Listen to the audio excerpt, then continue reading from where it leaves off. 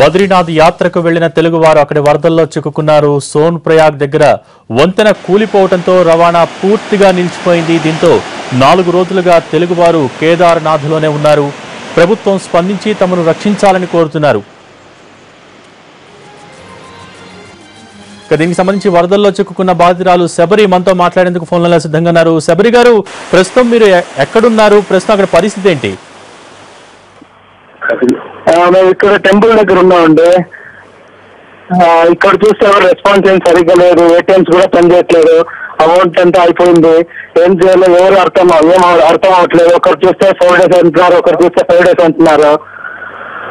But ఇక్కడ ఏం సరిగా లేదు.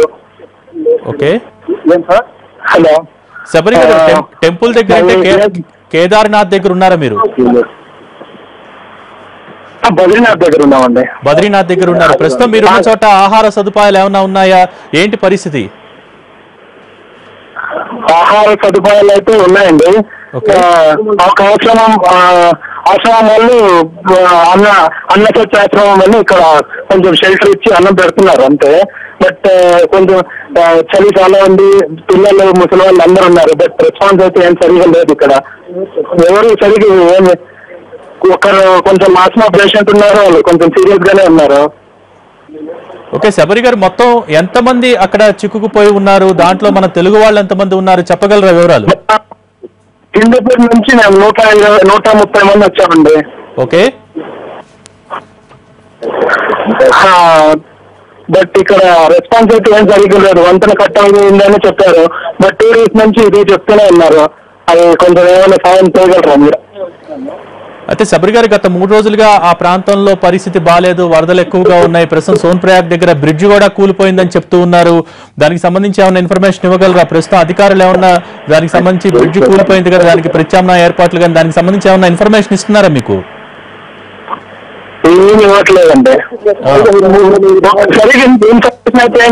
ఒకరు రేపు అంటున్నారు. ఇక్కడ ఓకే, మొత్తం ఎన్ని రోజులుగా మీరు అక్కడ ఆ ప్రాంతంలో చిక్కుకుపోయి ఉన్నారు శబరి గారు? మేము ఇక్కడ ఆల్మోస్ట్ అప్పుడే 5 days నుంచి ఉన్నామండి. నిన్న ప్రాబ్లం అవుతుంది. నిన్ననే బయలుదేరాల్సింది, కాలేదు. మా 29th కి హైదరాబాద్ నుంచి హిందూపూర్ కి టికెట్స్ కూడా బుక్ అయ్యాయి. ఓకే శబరి గారు, మీరు ప్రస్తుతం బద్రీనాథ్ లో ఉన్నారు, అలాగే కేదార్నాథ్ నుంచి రిటర్న్ అయిన వాళ్ళు ఏమన్నా ఇన్ఫర్మేషన్ ఇస్తున్నారా? పైన ఎగువ ప్రాంతంలో పరిస్థితి ఎలా ఉంది అనేది? మా ఫ్రెండ్స్ వెళ్ళారండి అక్కడ కూడా. అక్కడైతే వాపస్ పంపించారంట. అక్కడ కూడా ఏం షెల్టర్స్ లేవు, ఏం లేవు అంటున్నారు. ఓకే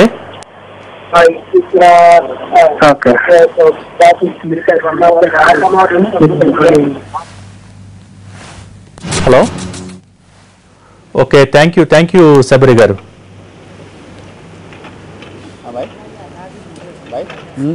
आपको इधर नहीं बोला?